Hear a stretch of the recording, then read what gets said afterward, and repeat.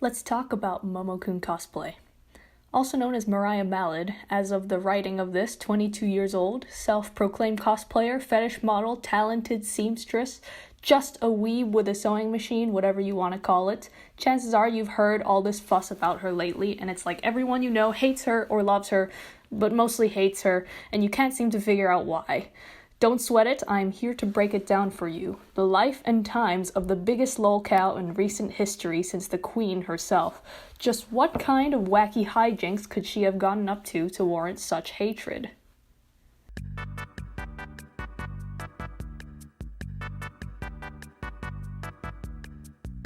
Let's start with the elephant, lol, in the room. One of the first things you'll probably find about her is how she's a body-positive cosplayer. What body positivity actually means might vary from person to person, but for the sake of brevity, let's say it means that you're proud of your body, regardless of size, and you're willing to stretch your stuff. Cool and nice, right? Here's a fact, Momo has gotten at least 2 liposuction procedures. This has been confirmed by her herself, when after months of speculation about plainly visible scars and her denying all allegations of it, a friend of hers outed her by accident. See the link in the description to watch her video where she admits it. Whether it's body positive or not to get liposuction multiple times, not really a debate I want to get into. What I think we can all agree isn't body positive, though, is covering it up and telling your fans that you lost that weight and you got your new body through good old real exercise at the gym and fitness tea. Fitness tea, let's talk about that for a second. Detox tea marketed as something you drink for a couple weeks and your fat magically melts away. I shouldn't need to tell you why that's a scam. There are tons of articles out there, but feel free to have a look at link number 5 for information. At best, it's tea that does nothing for weight loss. At worst, actively harmful laxative disguised as tea, I guess. Neat. Anyway, the point is, this is actively deceiving the public, all neatly tied up with the pretty bow that is the label of body positivity. To be clear, getting liposuction or using fitness teas aren't healthy ways to lose weight. The way she handled aftercare, post-liposuction, eating out every day isn't exactly going to help you maintain the shape liposuction pulled you into, unfortunately. Furthermore, while it's totally fine for cosplayers and even models to Photoshop and clean up their pictures and wear shapewear and corsets, getting multiple surgeries on top of gratuitous, and I mean gratuitous, Photoshopping kind of sends a message that contradicts the whole thing of loving your body the way it is. Oh well.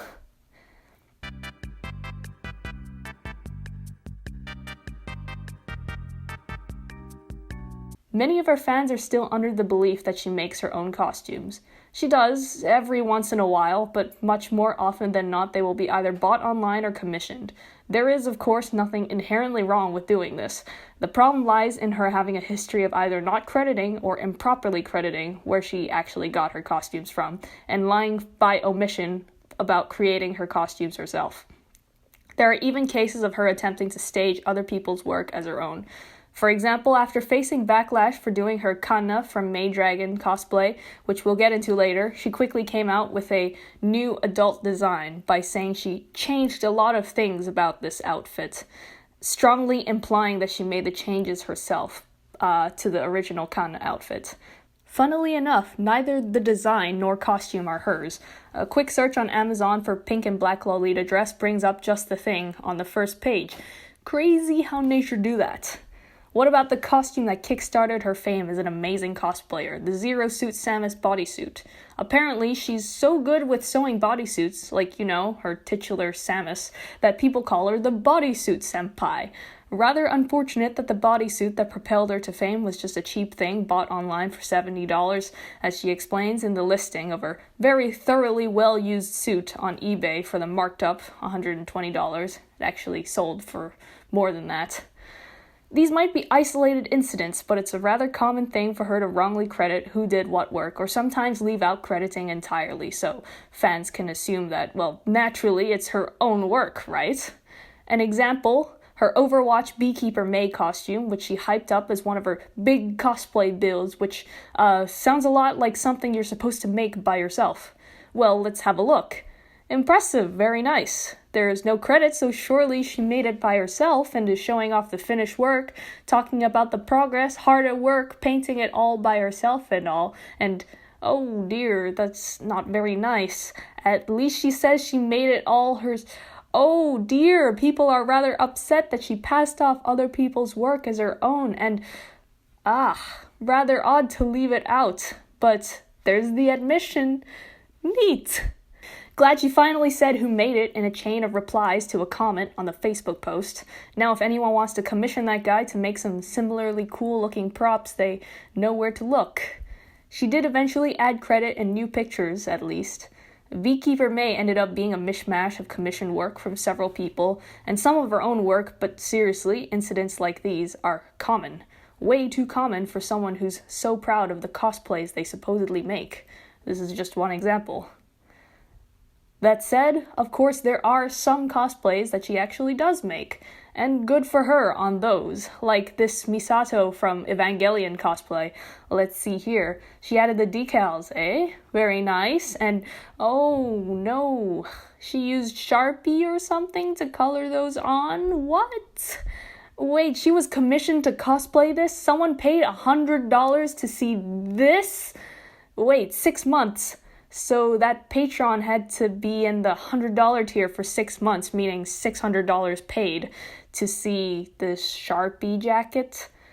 Look, I don't want to spend too much time on this. Not everyone is super amazingly talented out the gate at making stuff. I get it. I'm in the same boat, but I feel like there should be a standard of quality when you're getting paid so much, especially for something like this. And many of her cosplays she makes herself are similar to this. You can make your own judgment calls on those, this is just an example, and some might see that as nitpicking, so take this with a grain of salt. I just think that if you're getting paid that much, you should at least make an attempt to make it worth their money.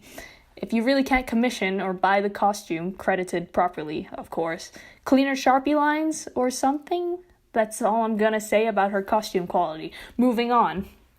Actually, wait, while we're on that topic, how about accepting thousands of dollars each month from her Patreon followers, but going months at a time without actually sending out the physical rewards they were paying for? 'Cause that's pretty whack too. But we have bigger fish to fry.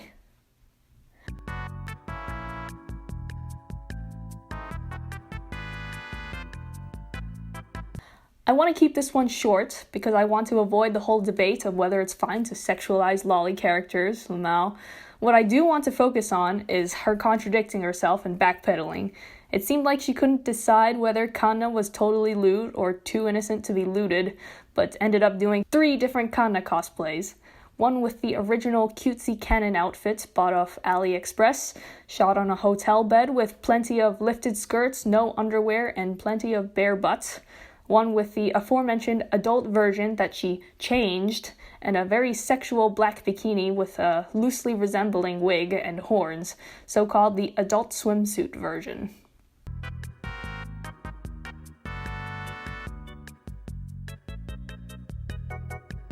Flashback to this, her newest cosplay of the cowgirl from the Hentai Milk Party, Waisetsu Missal on Hentai Haven, if you're interested.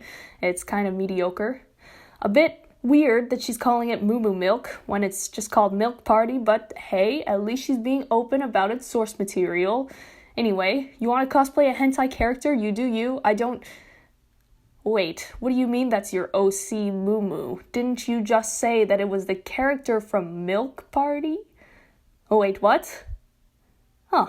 How convenient that the deleted post was the one where she claimed it was her OC, and people called her out on that. Really crazy how nature does that. I see. So it was all a mistake, and you're now selling merchandise of your own original character who still happens to look exactly the same as the hentai girl. Cool, got it. And now retconning and renaming all your old stuff that was originally Milk Party into being your own character Moo Moo. Yep, original character. It all makes sense. And sadly, this isn't the last example of Momo's intellectual property theft.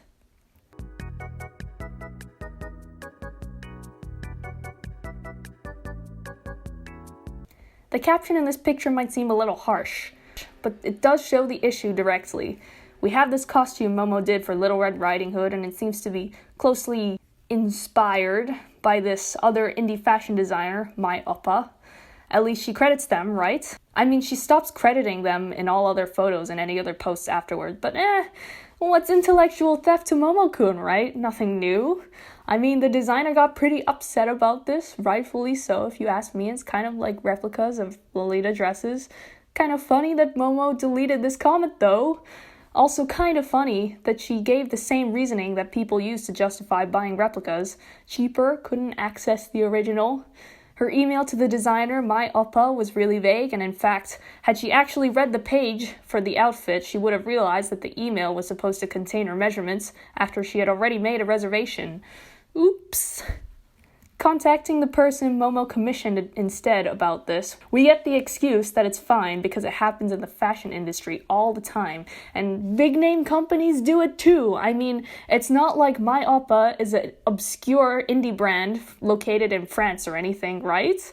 It's fine because they're just like the big fashion brands. It's not like they can be protected by copyright or anything. Nope. They didn't invent those aspects of fashion. That's why it's fine for me to copy their design almost exactly. In fact, my oppa is totally the one that's the thief here, the one in the wrong, stealing designs from Japanese fashion. Yep, the one in the wrong is her, not us. I mean, never mind that the design doesn't resemble Lolita in the slightest. The fault is all on my oppa for not responding fast enough. And after all, there's nothing unique about her fashion design in the first place. I wonder what Momo has to say about all of this. Ah, bless her heart, she definitely tried her best, didn't she? I mean, it's way too much to ask of her to navigate the site to find the directions on how to properly order and commission my oppa, of course. It's rather odd that she has gotten upset about this same issue in the past, and yet seems not to understand why my oppa would be rather distraught in the same position. But, whatever. I mean, unlike her Autumn Witch character concept thing, Red Riding Hood is public domain, so of course that includes any creative interpretations in the form of copyrighted design. Silly My Oppa should know that. My Oppa, to her credit, seemed to take it all quite well. When people publicized this whole situation calling Momo out on this, she seemed to ignore it entirely after initial tweets, and carried on as normal for 2 weeks until some other big-name cosplayer, Bunny Ayumi, brought up how the slogan Momo adopted and slapped on her short-lived clothing line, Lewds Not Nudes being the original from Swimsuit Succubus, and Lewds Before Nudes being Momo's coming shortly after. Suddenly, she was all over this accusation and quick to defend herself. The very first time she acknowledged the tweet calling her out on the My Oppa theft that blew up. Aforementioned cosplayer Bunny Ayu continued to call her out on the My Oppa incident, only for Momo to get very defensive and continue to ignore accusations about My Oppa, focusing only on the slogan accusation. Even after Bunny apologized and Momo was left with the other accusations to acknowledge, to this day we still have no answer on the My Oppa situation. We were left with promises of her releasing a statement, which turned out to be empty. As of this video, it's been 5 months since those promises. Oh well.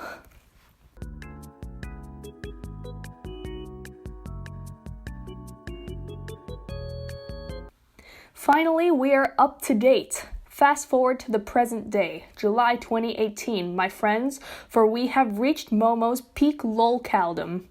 Now, of course, her sexual harassing isn't really news per se. 2017's Level Up Expo found our wonderful lolcow on camera for an interview and groping a random passerby, clearly unwanted, leaving him distinctly uncomfortable. Thanks to the uploader, Kurt Mayer, for making the video. I'm gonna play the relevant clips. What if I touch his butt?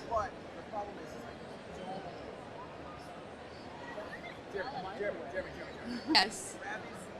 No, I didn't. I grabbed his butt.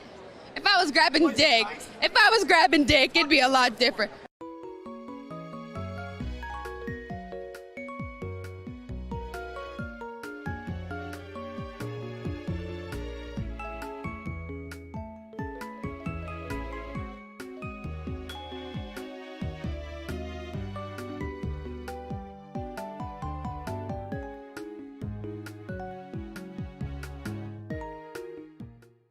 What a charmer!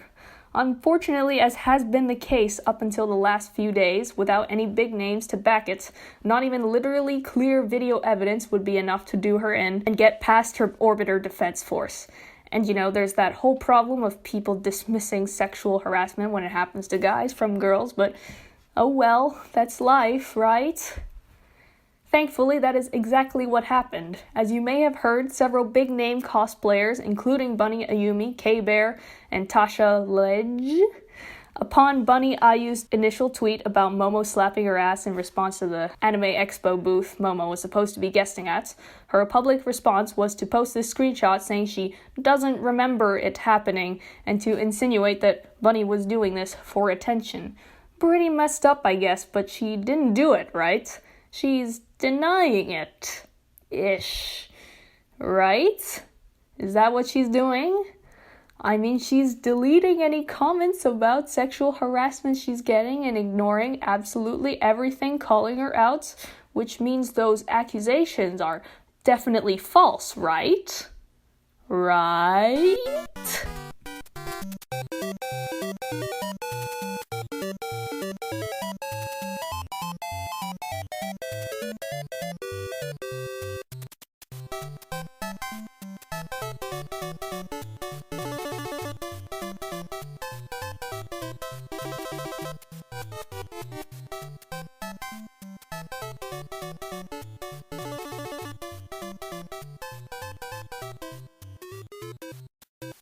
The backlash at this point is delicious. People are reaching out to the people she was going to booth at Anime Expo at with these new testimonials, and it worked.